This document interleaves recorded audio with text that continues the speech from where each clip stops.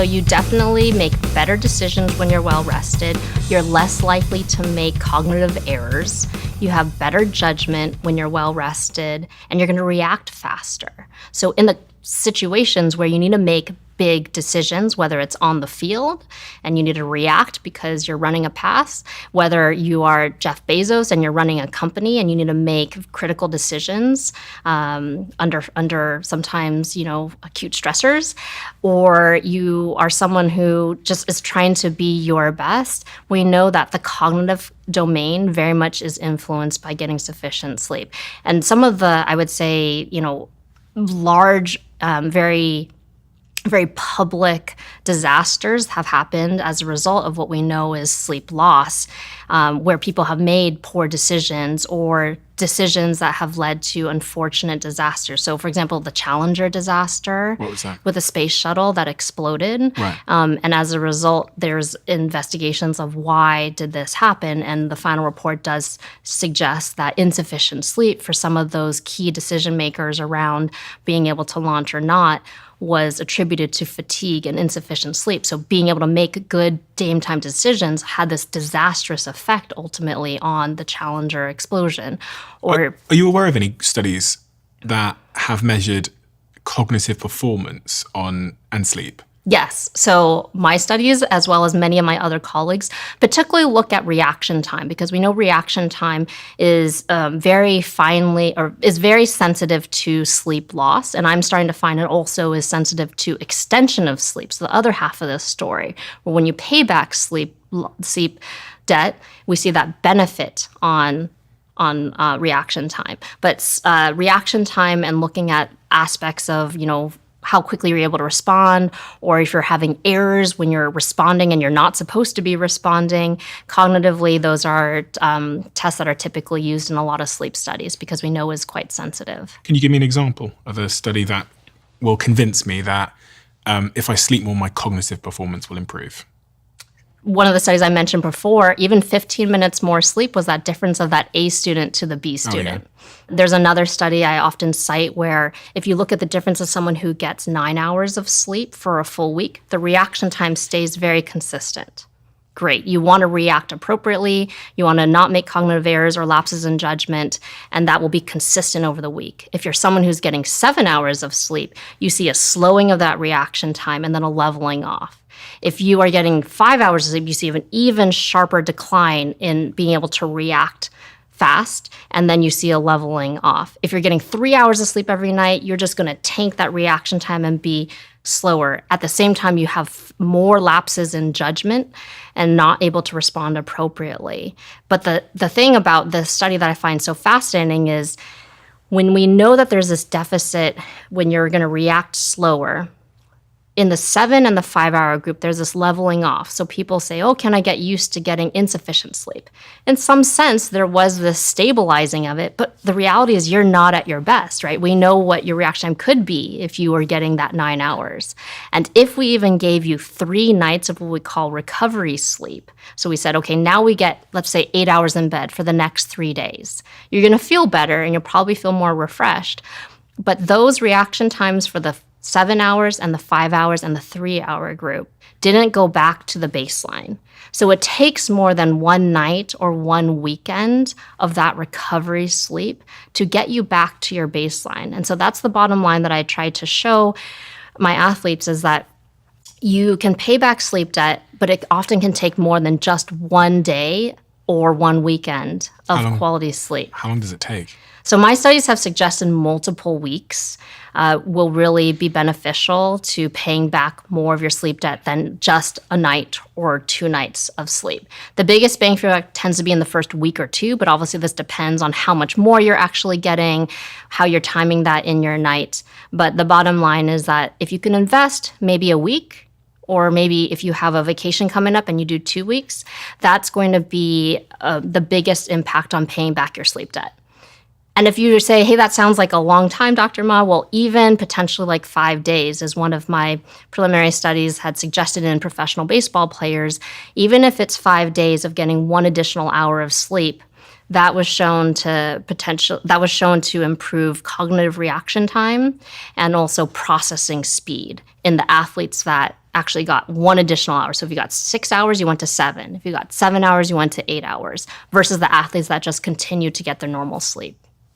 Interesting. I guess I've got to understand what this concept or this idea of sleep debt is, because I want to make sure I'm super clear on what it is and isn't. Because when you say the word debt, I assume it's kind of like I owe the sleep bank manager a couple of hours. Yes. But I've kind of gone back and forward on this idea of sleep debt. I think some people have told me that it's real. Some people have told me that it's not real. And I don't know where I should stand on it. Yes. If I haven't, so for example, I flew into LA, the first couple of nights my sleep wasn't great. But I had good sleep last night. Am I still paying for it now? The way I explain the concept of sleep debt is that your body requires a certain amount every single night. Again, we talked about individual variability, but let's just say you need 8 hours every night.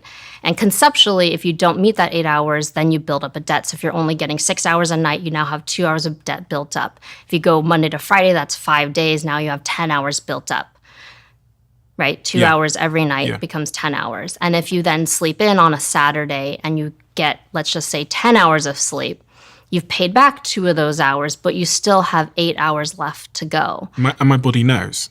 Yes. So conceptually, that's the idea of accumulating sleep debt. I do stand in the camp that believes that that does accumulate over time. We do think that you can pay back some of that debt on the short term, right? So what you lost, like you said, this past day or this past week, maybe this past month, you should pay that back with getting extra sleep, or we call sleep extension. We don't think that you can surplus and bank more and that you can pull from that in the future. But we recognize that if you've got insufficient sleep, that if you extend it over a couple of days, maybe a couple of weeks, then you will see benefits in your reaction time, in your fatigue levels, in your performance outcomes. And so we do recommend that as a tool, especially if you know that you're going to have a day where you're going to have sleep loss. So it's a strategy, for example, if you know, okay, in a week, I'm going to have a project and I'm not going to be getting enough sleep that night. Then what you can do in the days leading up to it is getting sufficient sleep, but arguably even more, so that we know when it gets to that project, the decrements that you'll experience tend to be less robust than if you went into it with just, say, that was 5 hours. So what evidence do you have that sleep debt is a real thing? What's the first thing that comes to mind? So what I've dedicated my career to is trying to understand how to pay back sleep debt with sleep extension interventions. So what that means is typically I'm working with a number of collegiate athletes where many of them are not getting what they need, because when we start these studies, many of them have high fatigue levels. They are reacting slowly. We often see lapses in their judgment and their ability to ultimately perform and function, which is what they consider their baseline. But then when we actually challenge them by paying back some of that debt, by getting additional hours, when we monitor the differences that can make over multiple weeks, that's where we see there's improvement in the reaction time. Their fatigue levels drop.